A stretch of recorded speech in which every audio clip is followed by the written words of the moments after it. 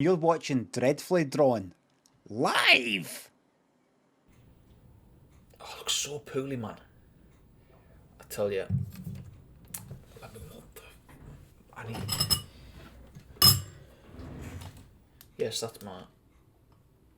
Is that better? It's a bit better. I haven't wrote anything down for this. I'm gonna wing it. Probably take a lot of editing, but it doesn't matter. 2024. Another year is over. It's been quite a year. I'll be honest. It's been quite a year. I found it challenging. I haven't wrote anything down. I'm just gonna speak. I'm gonna speak honestly. I'll see where I go. I'll see how open I'm gonna be. It's been a challenging year. This one, 2024, in terms of Dreadfully Drawn, has been in some ways the best year, without a shadow of a doubt, and in some ways the worst. Actually, no, it hasn't been the worst, but it's definitely been ups and downs, and higher ups and higher downs than there probably ever has been in the past, I would say. So the good things about this year are that my store, my print store and things that I make have sold better than they ever have by a long, long way. Like I mentioned it on a previous video, sending my work all over the world. I've got a map up here. I wrote something on my LinkedIn, which is a bit wanky, but I wrote basically that when I was 4, I made this self-portrait thing. It was a paper plate with my face on it, or a version of my face, and my hair was made out of pasta, and that self-portrait sat on my grand's TV cabinet till the day she died in 2014. And I said in the thing, I don't know whether she wanted that there, whether she was just proud that I've made it and she didn't want to get rid of it, or whether she felt obliged to have it on a TV cabinet. I don't know.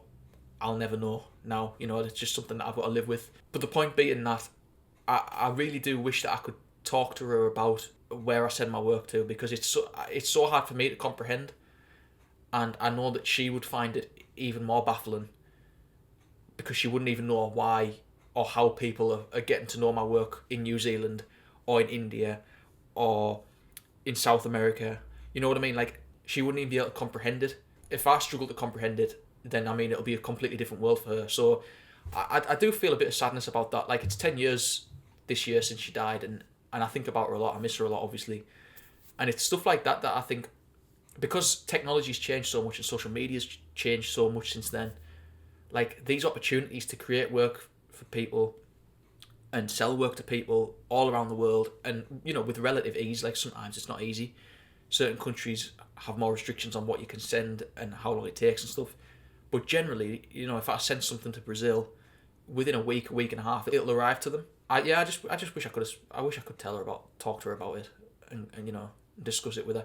Anyway, so the overarching point of that was basically that my store has done the best it ever has done. Will I get better than this year? I don't know. Like, this year, I've basically been doing, let me find it, organised as ever.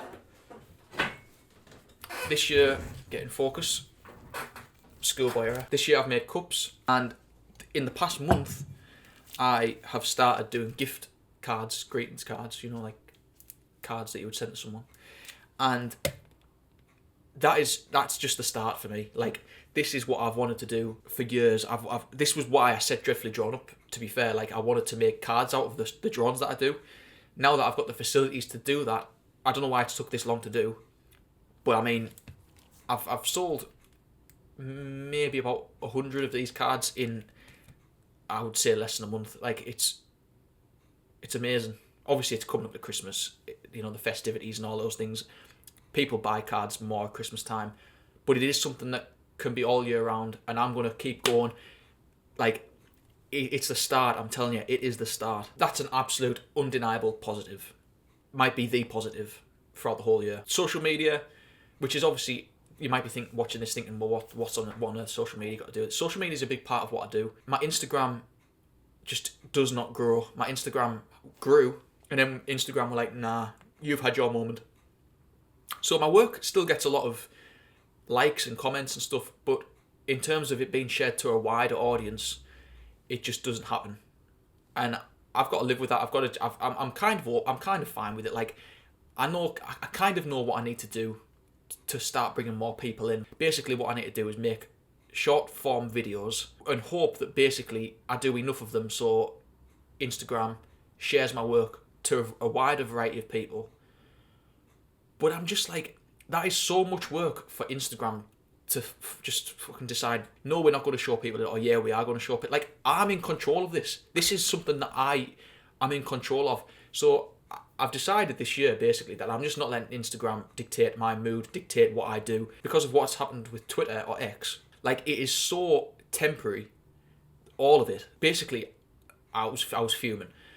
I've put all this work in on Dreadfully Drawn with an aim to get 10,000 followers on Twitter. Like, Twitter was always my priority. Twitter's always, it's not so much anymore, but it always was my priority. Got 10,000 followers, you know, I was delighted.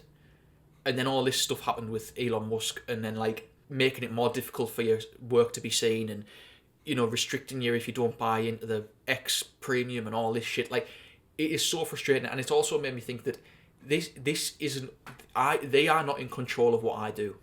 They might think they are, but I'm in control of this. This is my thing, and I'll make work if I want to make work. And if the social media companies decide that I'm not being seen to a wider audience, then I'm going to have to live with that. I would hope that there's enough people there now that support my work and like my work that, you know, stick around, basically, and would take an interest in it. Social media, I mean, TikTok, I mean, I'm about to say that TikTok's had a monumental rise compared to what it was, but again, you've got to be posting all the time.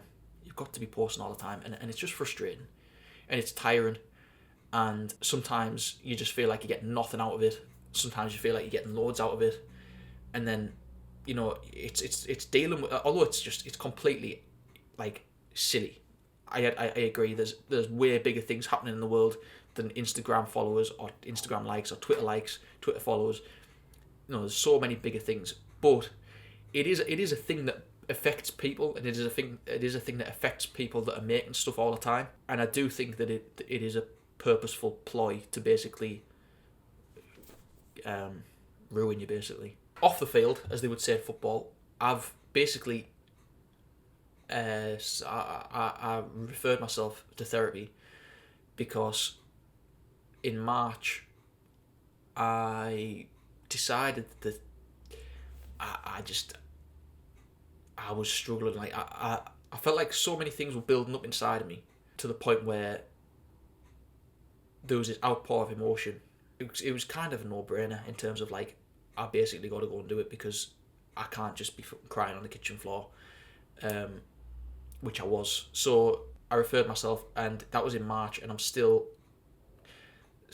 trying to get help for that. I do think I'm going to talk about what I think the problem is at some point, but this isn't the video for that. This, you know, I said last year on this very video, like last year's version of this video, that was going to be positive.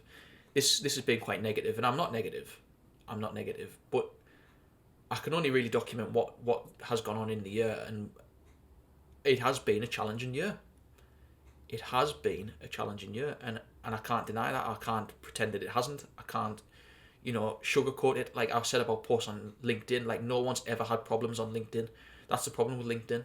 Everybody's just talking out their ass. Sometimes it's better to just be honest and basically say that you're struggling. Sometimes it's better to say that things aren't going that well, rather than being like, oh yeah, I was perfect. Yeah, oh yeah, this year was perfect. Yeah, I referred myself to therapy. I went to a few sessions, and then I got referred to a stronger version of therapy. You know, like, this was like, what could the example be? Firstly, I was at, like, Pound Shop therapy, which was basically an online therapy, and then I went to B&M Home Bargains therapy, and then they stepped me up. I'm hoping that I get stepped up to, I mean, it's not going to be Waitrose, but, like, maybe Asda, that kind of therapy, you know, like a decent, you know, like good, but you know, I think for Waitrose you've got to pay for Waitrose, M&S you've got to pay for M&S. I think those are the sort of paid options, and I'm doing it through the good old NHS. It's been heavy, this video. What's 2025 got in plan for me? Let's see. So I've already mentioned the birthday cards and the Christmas cards and the Valentine's Day cards. Jumping on the consumerism, yeah. So that's happening. I'm gonna be hammering that. Football's fine. I'm enjoying drawing football. Watching less football than I ever have, to be fair, but like I like drawing it. I always will like drawing it, I think. So that's that.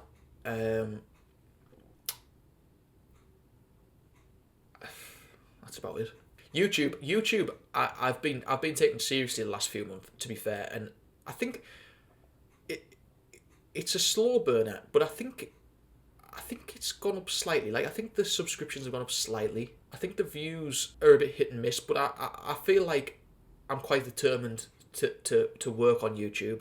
Out of all of the social media platforms, YouTube's got the most longevity and is the thing that I actually enjoy doing. If you just isolate the drawing out of it, because obviously the drawing's the main thing that I enjoy doing the most.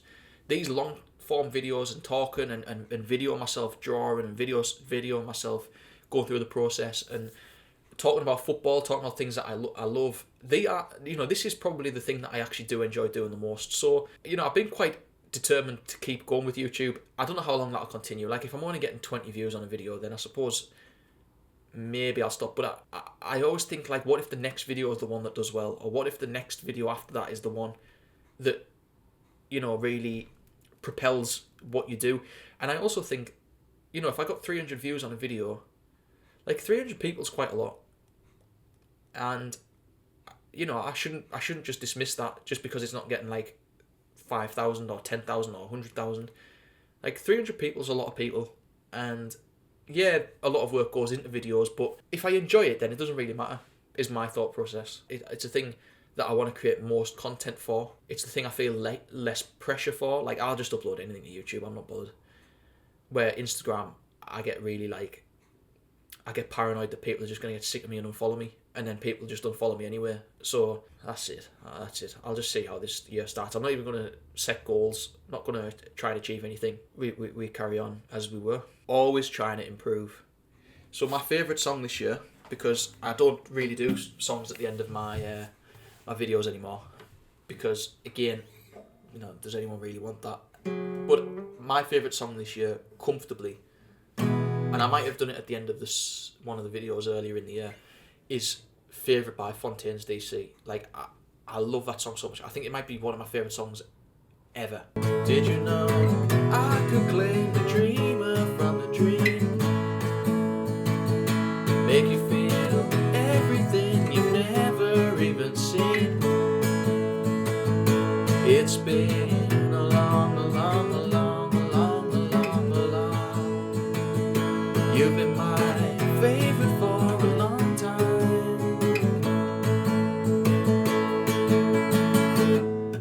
You can actually buy a card, fan-made, not affiliated with Fontaines in any way, on my Etsy store.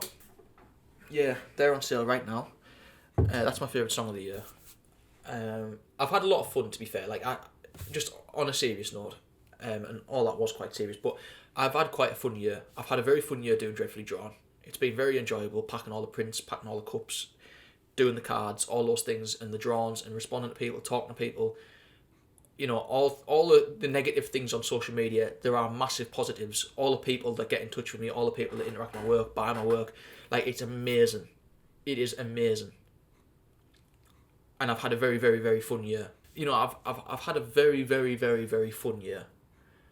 And I'm very, very grateful for a lot of things in my life that but again, sometimes you've just got to be honest and say that sometimes you're fucking struggling. And that's what I did. There's definitely more positives than negatives. And if you've supported my work, if you've liked my work, if you watch these videos, I honestly appreciate it so much. As I've said in so many other videos, as I say in many social media posts, like, to be able to do this, to be able to make stuff for people to want to see my work regularly, it's an honour. It's the best thing. It's the best feeling. Here's to a better 2025. Like, 2024 was good, 2024 was fine, but here's to a better 2025. Thank you for watching. Please, I've got a cold as well, by the way. Please do subscribe. Not every video is as hectic as this. I haven't wrote anything down, and I've been recording for 21 minutes. This is going to be an absolute nightmare. It's going to be fantastic to edit. It's going to be a joy to edit. Thank you for watching. Please do subscribe if you want to subscribe. I'll see you in the next video. Goodbye.